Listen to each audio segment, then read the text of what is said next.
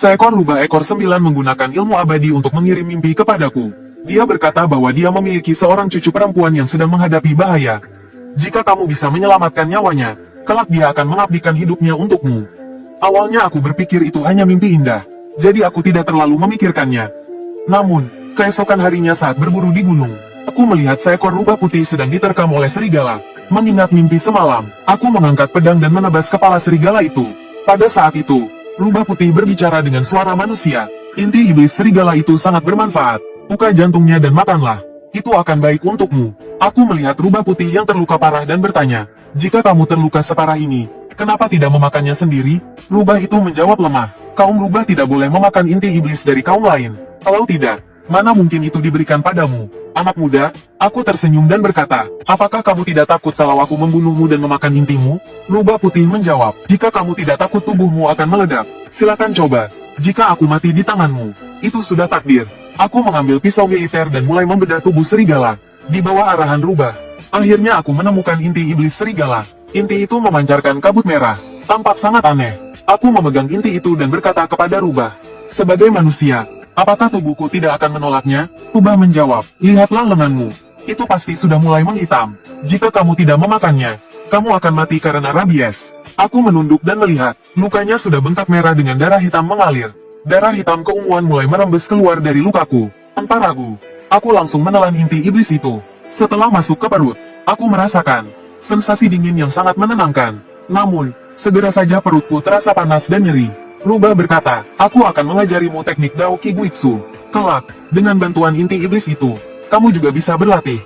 Meski tidak dijamin mencapai keabadian sebagai leluhur Tao, menguatkan tubuh dan panjang umur adalah hal yang sederhana. Aku mulai berlatih sesuai dengan ajaran rubah putih. Dan benar saja, aku bisa mengendalikan energi itu. Rubah kembali berkata, tidak kusangka, kau memiliki bakat yang hebat. Dengan waktu dan latihan, kau pasti akan menjadi lebih kuat. Aku menghela napas dan berkata, aku hanya ingin hidup normal. Aku tidak ingin terlibat dengan kalian. Rubah menjawab, sejak kau menelan inti iblis ini, mau hidup normal, itu tidak mungkin lagi. Klan serigala akan terus memburumu untuk balas dendam. Hanya dengan bantuanku kau bisa bertahan. Aku berkata dengan marah, jadi semuanya sudah direncanakan olehmu? Rubah licik memang ahli dalam tipu muslihat dan menggoda hati. Rubah putih yang lemah menjawab, ini juga bukan keinginanku. Kau membunuh klan serigala. Sudah pasti mereka akan membalas. Karena itu, lebih baik kau menelan inti iblis untuk berlatih. Hanya dengan menjadi lebih kuat kau bisa melindungi dirimu. Aku menatapnya dan bertanya, lalu apa yang harus kulakukan selanjutnya? Rubah menjawab, aku terluka parah dan butuh waktu untuk pulih. Bawa aku ke rumah sakit untuk dirawat sebentar. Aku meletakkan rubah di mobil, lalu menggali lubang di bawah pohon besar untuk mengubur jasad serigala. Bagaimanapun, aku tidak bisa membiarkannya tergeletak di alam terbuka. Setelah itu, aku mengangkat rubah dan masuk ke mobil, menuju klinik hewan di kota. Setibanya di sana, dokter wanita memeriksa rubah dan berkata, ini hanya luka luar, aku bisa menanganinya. Tapi luka di dada dan pantat perlu dijahit. Aku mengangguk dan berkata, oke, lakukan saja. Dokter wanita itu ragu, saya belum terlalu ahli menjahit luka, jadi hasilnya mungkin tidak terlalu rapi. Maaf, saya hanya ingin memberitahumu terlebih dahulu. Aku langsung tak habis pikir, kau buka klinik hewan tapi tidak bisa menjahit luka? Lalu aku berkata dengan pasrah, paling tidak kau punya alat anestesi dan perlengkapan jahit, kan? Dokter wanita itu menjawab, semua alatnya lengkap. Aku buru-buru menjawab, baiklah, berikan anestesi. Aku yang akan menjahit lukanya. Dokter wanita itu terkejut. Kau dokter juga? Kenapa tidak menjahitnya di rumah saja? Dengan nada kesal aku menjawab, aku bukan dokter, aku ahli menjahit mayat. Segera siapkan semuanya, jangan buang waktu. Dokter hewan itu terkejut, lalu buru-buru mempersiapkan alat-alat. Aku membawa rubah putih itu masuk ke ruang operasi. Dan setelah dokter wanita itu selesai melakukan disinfeksi dan anestesi, dia mundur ke samping. Aku mengenakan sarung tangan dan mengambil jarum serta benang. Dengan cermat, aku mulai menjahit luka-lukanya. Setelah menangani 2 luka besar, aku juga memasang infus sebelum membawa rubah itu pergi. Saat aku hendak pergi, dokter hewan itu berkata, Pak kau tertarik bekerja di sini? Aku bisa membantumu mendapatkan lisensi. Kau hanya perlu menangani operasi saja. Aku memandangnya dan berkata, gajinya bagus, kan? Ada libur, apa gajinya 8.500 per bulan? Dokter hewan itu menjawab dengan canggung. Di tempat kecil seperti ini, gaji kami belum setinggi itu. Tapi kalau kliniknya berkembang, pasti gajinya akan naik. Aku berpikir, dasar pemimpi. Kemudian aku berbalik dan pergi. Setelah sampai di rumah, aku naik ke lantai atas. Aku mengambil selimut dan meletakkan rubah di atasnya. Ibuku berkata, dari mana kau membawa rubah ini? Kalau dia menggigitmu, Kau bisa bermasalah. Aku menjawab, aku menemukannya di bukit belakang. Setelah sembuh, aku akan melepaskannya kembali. Aku meletakkan makanan di sampingnya dan berkata, aku dapat panggilan kerja. Sebentar lagi aku harus pergi. Kalau dia bangun, beri dia air untuk diminum. Setelah memberitahu ibuku untuk menjaga rubah itu, aku membawa peralatanku dan pergi. Dalam perjalanan pulang, aku menerima telepon. Seorang pria tua di desa sebelah butuh bantuanku untuk merapikan tubuhnya. Ketika aku kembali ke rumah, malam telah tiba. Aku naik ke atas dan melihat rubah itu masih terbaring. Makanan di sampingnya sama sekali tidak disentuh. Bahkan airnya pun tidak diminum. Ibuku berkata, aku mencoba memberinya makan. Tapi dia tidak mau. Setiap kali aku mendekat, dia menunjukkan taringnya. Dia terlihat sangat tidak ramah. Aku berkata kepada ibuku, biar aku saja yang mengurusnya. Ibu keluar dulu. Aku menatap rubah itu dan berkata, nenek besar, kenapa kau tidak makan atau minum? Kau terluka parah kalau tidak makan. Kapan kau akan sembuh? Rubah itu mengangkat kepalanya dan berkata, kau pikir aku ini kucing atau anjing biasa? Kau mau memberiku makanan anjing? Aku ingin makan ayam panggang. Dan aku juga butuh asap dupa. Segera buatkan altar dan bakar dupa untukku. Aku berdiri dan berkata, kau mau menetap di rumahku? Ya, kenapa aku harus menyembahmu? Rubah putih berkata, tentu saja. Tanpa dupa, aku menghirup apa? Jika tidak ada altar, siapa yang akan menyelamatkanmu jika kau dalam bahaya?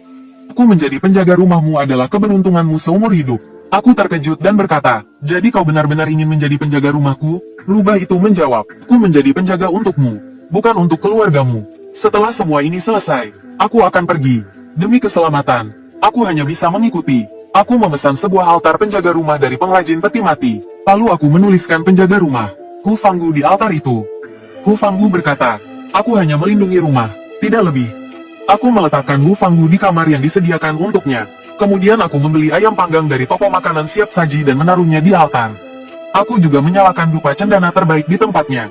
Asap dupa perlahan mengalir ke hidung rubah putih, membuatnya bergumam puas. Dalam beberapa hari berikutnya, aku mulai berlari pagi, berlatih pernapasan, dan melatih kekuatan. Setiap kali kembali ke rumah, aku selalu memberikan dupa untuk Hu Fanggu. Setelah beberapa waktu perawatan, luka-luka Hu Fanggu hampir sembuh sepenuhnya. Hu Fanggu berkata padaku, lukaku sudah sembuh. Saatnya mencari tempat tinggal sendiri. Ada satu aliran energi naga kecil di sini, tapi terhalang. Aku bertanya bingung. Aku tidak pernah mendengar tentang aliran energi naga di sini. Tidak ada yang pernah mengatakan itu. Hu Fanggu menjawab, aliran energi ini mengarah ke barat daya, menuju ibu kota. Untuk menghindari konflik dengan naga itu, sepertinya seorang ahli Feng Shui pernah menyegelnya. Coba pikirkan nama tempat di arah barat daya. Itu akan mengungkapkan maknanya. Aku bergumam, ke barat ada desa pertama, lalu desa kedua dan ketiga. Akhirnya desa Ikat Naga dan jembatan kedua. Benar-benar mencurigakan bahwa ada aliran energi naga di sini. Keesokan harinya, aku mengantar Hu Fanggu ke lahan luas di utara. Hu Fanggu berkata, cukup, sampai di sini saja. Aku akan mengajarimu mantra untuk memanggil dewa. Gunakan itu jika hidupmu dalam bahaya. Lalu, kau bisa menggunakan energi dari batu naga ini. Jangan lupa baca buku tentang Feng Shui dan seni bela diri. Pelajari bela diri untuk melawan serangan suku serigala. Setelah memberikan beberapa pesan, Hu Fanggu pergi. Saat kembali ke rumah, sudah lewat tengah malam. Aku mengemudi perlahan di jalan. Namun, aku mulai merasa ada yang tidak beres. Sekitar mobilku tiba-tiba diselimuti kabut putih. Kaca depan pun dilapisi oleh kabut hijau pucat. Aku menyadari ini adalah hal gaib. Kabut hijau ini adalah aura iblis. Sejak menelan batu naga, aku sering melihat bayangan roh-roh jahat. Aku menghentikan mobil. Di atas mobil, seekor makhluk mirip serigala terlihat berjongkok. Mulutnya mengeluarkan kabut hijau pekat. Aku langsung mengucapkan mantra untuk memanggil Hu Fanggu. Aku tidak yakin bisa mengalahkan serigala iblis ini. Aku mencoba membeli waktu dan berkata, Tuan Serigala, ada apa ini? Kita tidak saling kenal, bukan? Serigala itu berbicara dengan suara manusia. Kau membunuh pemimpin suku serigala kami dan memakan batu naganya. Hari ini aku, Wang Dazuang, datang untuk membalas dendam. Tapi aku tidak menyangka setelah menelan batu naga, kau bisa membuka mata Yin Yang. Aku tersenyum dan berkata, pemimpinmu dulu yang melukai penjaga rumahku dari suku rubah. Apakah dendammu ini tidak terlalu berlebihan? Wang Dazuang menjawab, aku bukan bagian dari 5 dewa utama. Mereka tidak punya kuasa atas diriku. Anak kecil, hari ini kau harus mati. Setelah berkata demikian, Wang Dazuang melompat dari atap mobil. Aku mengerahkan kekuatan ke kaki kanan, lalu menendangnya. Walau belum sempurna, dengan bantuan energi batu naga, tendanganku cukup kuat dan cepat. Wang Dazuang menjerit kesakitan, terpental hingga belasan meter jauhnya.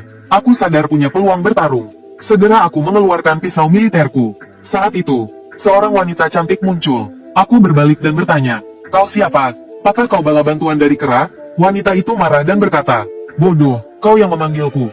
Tapi kau bertanya siapa aku? Aku belum pernah bertemu orang sebodoh ini. Aku menggaruk kepala dan berkata, jadi kau penjaga rumahku? Ya, ini pertama kalinya aku melihatmu dalam wujud manusia. Hu Fanggu berkata, pemula ini urusanmu. Anggap saja ini latihanmu. Lang Dazuang mengumpulkan kekuatan. Dia melompat dengan mulut terbuka. Menyerang cepat. Aku memutar pisau militer dan memiringkan badan. Tepat pada saat yang pas, aku berhasil membuat luka dalam di tubuhnya. Meskipun terluka parah, Lang Dazuang tidak melarikan diri. Dia terus mencari kesempatan untuk menyerang. Aku berkata kepadanya, Lang Dazuang, aku tidak sengaja membunuh kakakmu. Kalau kau terus berusaha tanpa henti, jangan salahkan aku. Lang Dazuang dengan garang menjawab, asal aku bisa membalas dendam untuk kakakku, mati pun tidak masalah. Mendengar itu, aku melompat maju ke arah Lang Dazuang. Lang Dazuang juga melompat dengan mulut terbuka. Saat Lang Dazuang melompat ke arahku, aku berlutut dengan kedua kaki dan mengangkat pisau. Pisau itu menusuk perut Lang Dazuang. Karena dorongan inersia, pisaunya membuat luka panjang di perutnya. Tubuhnya melayang melewatiku dan jatuh ke tanah. Darah mengalir deras dari perutnya. Tu Fanggu yang menyaksikan berkata, habisi dia sekarang. Kalau dia melarikan diri, masalahmu tak akan pernah selesai. Aku menghela napas dan kembali ke mobil. Aku mengambil kotak P3K yang masih tersisa. Kemudian mengambil jarum steril dari kotak peralatanku. Aku berjalan mendekati Lang Dazuang dan berkata, aku tidak ada dendam pribadi denganmu. Aku mengerti kau ingin membalas dendam untuk kakakmu. Sekarang aku akan menjahit lukamu. Kalau sudah sembuh, cari aku lagi untuk balas dendam. Lang Dazuang tergeletak tak berdaya di tanah. Matanya kehilangan niat membunuh. Mungkin karena lemah. Aku menyuntiknya dengan anestesi, meningkatkan dosis untuk mencegah serangan mendadak. Aku membersihkan bulunya di sekitar luka. Membersihkan luka, lalu menjahitnya. Hu Fanggu bertanya heran. Tidak takut kalau dia kembali membalas dendam setelah sembuh? Rasa belas kasihanmu akan membahayakanmu suatu hari. Sambil menjahit, aku menjawab, aku manusia. Aku punya kemanusiaan lagi pula. Aku yang membunuh kakaknya. Kalau dia ingin balas dendam, itu wajar. Tugasku adalah menyelamatkan nyawanya. Hu Fanggu menghela napas dan pergi dengan kepala geleng-geleng. Setelah selesai, aku memindahkan tubuhnya ke ladang jagung. Hidup atau tidak, itu tergantung nasibnya. Aku mengemudi perlahan menuju rumah. Namun, masalah baru segera muncul. Ketika mobil melaju ke hutan, tiba-tiba mesin mati. Aku mencoba menyalakannya 2 kali, tetapi tidak berhasil. Aku turun dari mobil dan membuka kap mesin. Namun, tidak menemukan masalah apapun. Saat ingin menelepon, sebuah suara berkata, Tuan muda, menurutmu aku terlihat seperti manusia atau dewa? Aku melihat sekeliling dan menemukan seekor musang kuning berdiri di bawah pohon dengan tangan disilangkan. Tubuhnya penuh dengan bulu kuning keemasan. Hanya ada sejumput rambut putih di kepalanya. Sepertinya ini adalah Huang Xian yang legendaris. Aku tidak menyangka akan menemukannya. Ada pepatah tentang musang kuning meminta gelar. Ketika mereka telah berlatih selama 100 tahun, mereka mencari orang yang berjodoh dan bertanya, apakah aku terlihat seperti manusia? Jika kau menjawab ya, mereka berubah menjadi manusia dan melewati ujian ini. Namun, jika kau menjawab tidak, mereka harus memulai latihan dari awal. Tapi kau akan mendapatkan masalah karena mereka merasa tersinggung. Saat aku memperhatikan dia berkata lagi, Tuan muda, apakah aku terlihat seperti manusia atau dewa? Aku tersenyum dan berkata, aku adalah Hong Jun Laozu. Menurutku kau adalah pelayanku. Aku akan memberimu gelar sebagai Huang Pao Tongzi. Begitu aku selesai bicara, musang itu mulai bersinar keemasan. Tubuhnya tumbuh, bulunya rontok, dan berubah menjadi pemuda dengan tinggi sekitar 1,6 meter. Musang yang baru berubah menjadi manusia ini membungkuk hormat kepadaku dan berkata, terima kasih, Tuan muda, telah membantuku menambah 100 tahun kultivasi.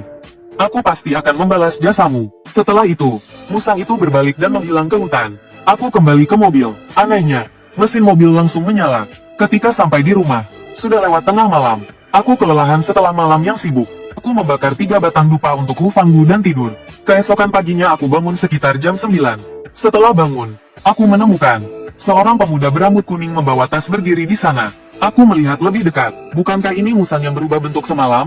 Aku turun dari mobil dan bertanya, kenapa kau tidak kembali berlatih dan malah datang ke sini? Musang itu tersenyum dan berkata, aku telah berlatih di gunung selama 200 tahun. Berkatmu, aku sekarang memiliki tambahan 300 tahun kultivasi. Sekarang aku memutuskan untuk turun gunung dan membalas budi padamu. Aku menjawab, aku tidak butuh balasanmu. Kamu cukup berlatih dengan baik dan membawa manfaat bagi orang banyak.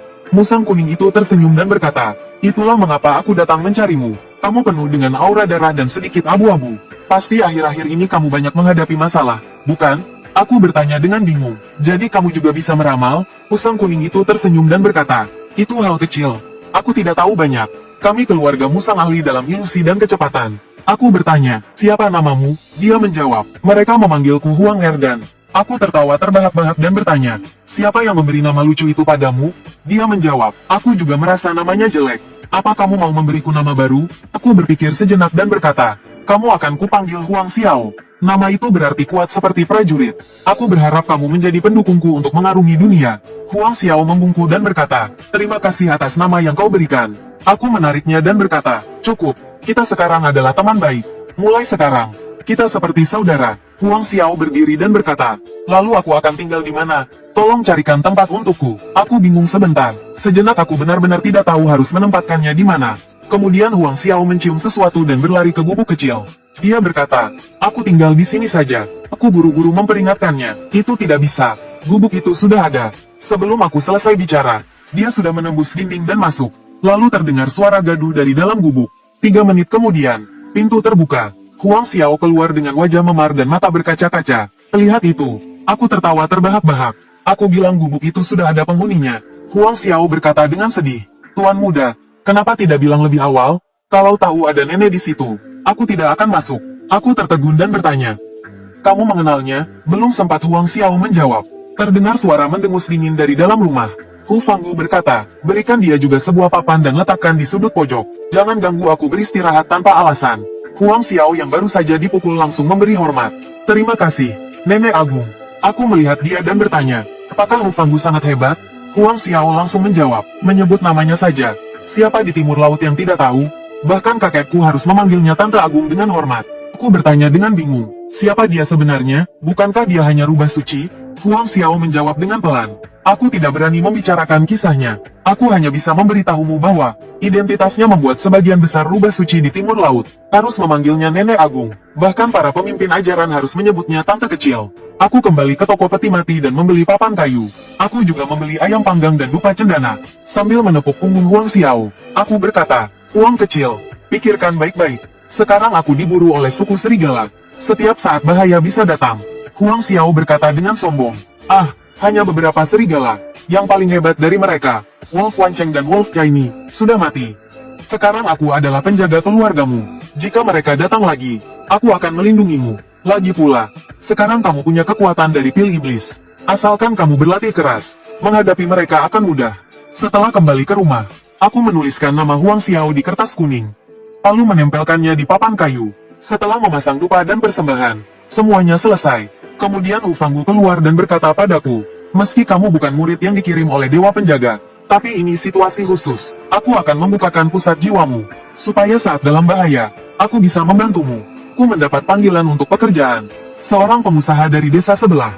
Ayahnya membutuhkan persiapan terakhir untuk pemakaman. Setibanya di lokasi, aku melihat upacara yang sangat megah.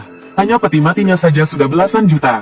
Tenda besar dihiasi bunga dan karangan bunga. Ada juga band khusus pemakaman yang memainkan musik duka. Setelah keluar dari mobil, seorang pemuda membawa aku ke sebuah ruangan. Di dalamnya penuh asap. Mereka sedang bermain mahjong. Pemuda itu berbicara beberapa kata kepada seorang pria parubaya berusia 40-an. Pria itu mengangguk, mengambil 300 yuan, dan memberikannya kepada pemuda itu. Pemuda itu berjalan mendekat dan berkata, aku Chen Liu. Ini dari kakakku untukmu. Jika kau melayani orang tua itu dengan baik, akan ada hadiah lebih. Aku menerima uang itu dan berkata, jangan khawatir, aku akan memastikan orang tua itu pergi dengan bermartabat. Ketika kami sampai di kamar timur, tidak ada seorang pun di sana. Hanya ada jenazah yang terbaring di ranjang, ditutupi kain putih. Aku mengenakan sarung tangan dan masker, mengangkat kain putih, dan mulai bekerja. Namun, keadaan jenazah orang tua itu membuatku terkejut. Wajahnya kebiruan, penuh bekas luka, dan lehernya jelas terdapat bekas lebam 2 jari lebar. Chen Liu berjalan mendekat dan berkata, bisa kau perbaiki seperti semula? Aku mengambil gunting dan berkata, mengembalikannya seperti semula itu mudah, tapi aku perlu biaya tambahan. Chen Liu berkata, uang bukan masalah berapa. Setelah memeriksa luka-lukanya, aku berkata, semua ini butuh setidaknya 10.000 yuan. Chen Liu menjawab, 10.000 yuan, itu kecil, asalkan tidak ada yang tahu. Itu cukup. Aku mengambil sebotol alkohol di samping dan mulai membersihkan. Orang tua itu sudah mengompol, jadi aku harus membersihkannya sebelum mengenakan pakaian duka. Chen Liu menutup mulutnya, mengawasi pekerjaanku. Jelas, dia diminta bosnya untuk mengawasi. Huang Xiao terus berada di sisiku tetapi tidak muncul. Dia memperhatikan sejenak dan berkata, orang tua ini sepertinya telah mengalami penyiksaan. Siapa yang bisa sekejam itu? Apakah mungkin anaknya? Dalam hati aku berkata, cara dia meninggal tidak ada hubungannya dengan kita. Tugas kita hanya melakukan pekerjaan dan mengambil uang. Setelah lebih dari 2 jam, aku akhirnya selesai. Aku berkata kepada Chen Liu, selesai lihatlah. Chen Liu ingin memeriksa lebih dekat. Aku menghentikannya dan berkata, orang mati memiliki aura tertentu, jangan terlalu dekat. Jika ada masalah, itu tidak akan baik. Chen Liu melihat sejenak lalu pergi. Kemudian dia membawa uang 1.200 yuan. 1.000 untuk pekerjaanmu. Sisanya dari kataku. Aku mengambil uang itu. Lalu mengeluarkan 200 dan berkata, ambillah ini untuk membeli minuman. Terima kasih sudah menemani aku di sini. Chen Liu tidak menolak. Dia menuliskan nomor teleponnya dan berkata, jika ada masalah, hubungi aku. Di wilayah Changchun, aku masih punya pengaruh. Ku tersenyum dan berkata, terima kasih, Kak Liu. Aku membereskan alat-alatku lalu pergi. Ketika aku hendak masuk mobil, Chen Liu memanggilku. Ada pekerjaan berjaga malam, 1.000 yuan per malam. Mulai malam ini selama 7 hari. Siang kau bisa istirahat. Cukup berjaga di sini malam hari saja. Mendengar ada uang, aku berkata, aku bisa melakukannya. Chen Liu mengaturkan sebuah kamar untukku lalu pergi. Huang Xia bertanya, kau ambil pekerjaan ini juga? Kau tak takut orang tua itu bangkit di tengah malam? Aku tertawa dan berkata, ada uang. Kenapa tidak? Ku sudah terbiasa berurusan dengan jenazah. Huang Xia berkata, tapi tidak pasti. Loh, orang tua itu meninggal penuh dendam dan sangat berisi energi negatif. Kalau sampai ada sesuatu, bisa berbahaya. Aku hanya takut kau dapat uang tapi tak bisa menikmatinya. Aku bertanya dengan serius, apa mungkin dia benar-benar bangkit? Huang Xia berkata, mungkin saja. Siapa yang tahu? Malam itu, aku duduk di mobil dan mengobrol dengan Chen Liu. Chen Liu mulai bekerja sebagai anak buah Master Ma sejak usia 14. Kemudian, berkat keberaniannya, dia menjadi tangan kanan Ma. Chen Liu juga bertanya tentang pekerjaanku. Aku mulai menceritakan pengalaman-pengalamanku. Aku bercanda dan berkata, dalam beberapa tahun ini, aku sudah melihat berbagai jenis mayat. Begitulah kami bergantian berjaga malam, tidur di siang hari. 5 hari berlalu tanpa kejadian apa-apa. Namun, di hari ke-6, cuaca mulai mendung. Pukul 9 malam, tiba-tiba ada kilat terang melintasi langit, diikuti suara guntur yang sangat keras. Tiang besi tinggi di dekat tenda duka, yang digunakan untuk pencahayaan terkena petir. Namun, tiang itu terhubung langsung dengan rangka tenda duka. Hal ini membuat seluruh tenda dan peti mati terjebak dalam jaringan listrik. Huang Xia tiba-tiba berkata, tidak baik, petir memukul mayat, akan ada kebangkitan. Cepat keluar. Aku membuka pintu dan keluar dari mobil. Chen Liu mengikutiku. Kami berdua melihat peti mati yang dihantam petir. Asap mengepul, dan terpaku di tempat. Aku menenangkan diri dan berkata, cepat panggil ahli Feng Shui ke sini.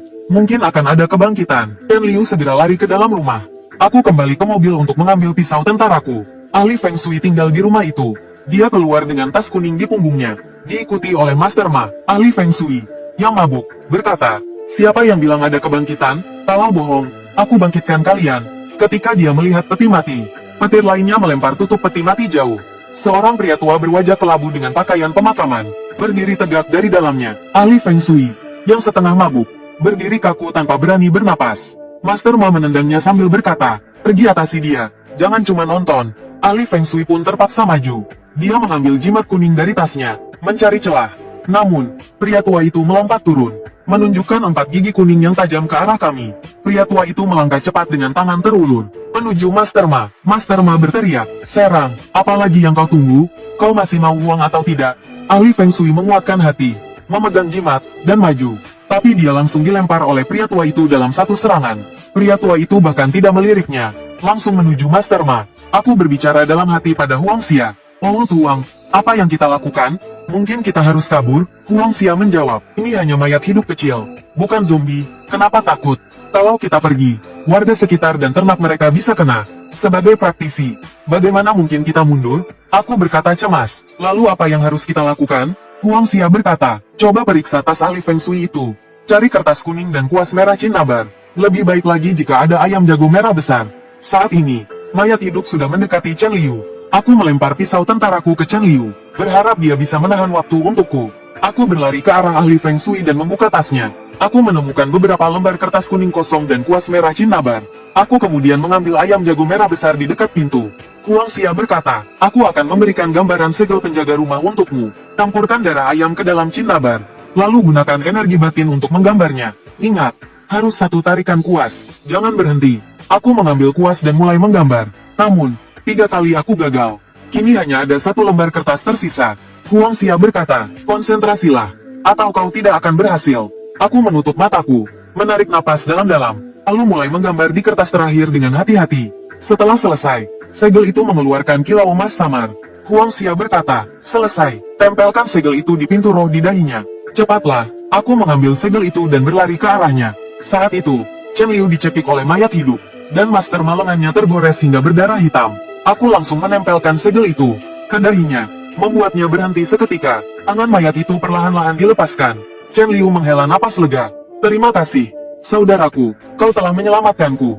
Aku bertanya dalam hati pada Huang Xia, apa yang harus kita lakukan dengan mayat ini? Huang Xia menjawab, temukan ranting pohon persik dan bakarlah dia. Namun, saat aku mendekati mayat itu, kepalanya tiba-tiba bergoyang, segel di dahinya mulai terbakar. Ku berdiri di depannya, dan tangannya langsung menjepit leherku erat-erat. Aku merasa pusing dan hampir kehabisan napas. Huang Xia tiba-tiba muncul dan berlari ke arahku. Namun, tepat saat aku akan pingsan, aku merasakan aliran panas naik ke kepalaku. Setelah itu, aku tidak tahu apa-apa lagi. Saat aku setengah sadar, aku mendengar suara Huang Fanggu di kepalaku berkata, dasar bodoh. Harus aku yang menyelesaikan ini. Keesokan paginya, aku terbangun di ruang perawatan. Aku menemukan diriku di rumah sakit desa. Huang Xiao bertanya saat melihatku sadar. Kau baik-baik saja? Aku bertanya kepadanya. Kenapa aku ada di rumah sakit? Sudah selesai urusannya? Huang Xiao menjawab. Semuanya sudah beres, pagi ini jenazahnya dimakamkan. Dia telah dibakar hingga menjadi arang hitam. Dengan penjelasan Huang Xiao, aku mengerti apa yang terjadi semalam setelah aku pingsan. Aku pingsan bukan hanya karena kekurangan oksigen, tapi juga karena tubuhku diambil alih oleh Huang Fanggu. Dengan kekuatannya, aku menendang mayat itu keluar. Lalu, aku menggambar simbol di udara dengan darahku. Simbol itu menempel di tubuhnya, dan mayat itu langsung terkunci tanpa bisa bergerak. Dengan satu gerakan tangan, aku menembakkan api kecil, membakar mayat itu hingga habis. Setelah itu, aku jatuh pingsan dan dibawa ke rumah sakit. Pada saat itu, Chen Liu masuk dengan membawa banyak hadiah. Melihat aku sadar, dia tersenyum dan berkata, bagaimana, sudah merasa lebih baik? Aku menjawab, aku baru saja sadar, dan merasa jauh lebih baik. Kenapa kau datang? Liu Ge, Chen Liu berkata, aku datang untuk menjenguk penyelamatku. Sekalian mengembalikan mobilmu, dan ini ada 10.000 yuan dari bosku. Chen Liu meletakkan tas di atas tempat tidur. Aku buru-buru berkata, ini terlalu banyak. Bukankah hanya 1.000 yuan? Chen Liu menjawab, dibandingkan nyawa Mas San Ye, uang ini tidak ada artinya. Ngomong-ngomong, San Ye juga terluka. Apa kau punya cara untuk menyembuhkannya? Pada saat itu, Huang Xiao berbisik di telingaku. Gunakan beras ketan tua di atas lukanya. Ulangi 1-2 kali sampai darah segar mengalir keluar. Aku memberitahu Chen Liu cara tersebut. Chen Liu berkata, kenapa ini seperti di film zombie? Aku tertawa dan menjawab, adegan di film juga berdasarkan fakta nyata. Setelah beberapa saat, Chen Liu pergi. Aku meninggalkan rumah sakit dan mengendarai mobil pulang. Di jalan, aku membeli ayam panggang, persembahan, dan anggur. Setibanya di rumah, aku mempersembahkan semuanya di altar. Kedua penjaga rumah ini memang tak pernah mengecek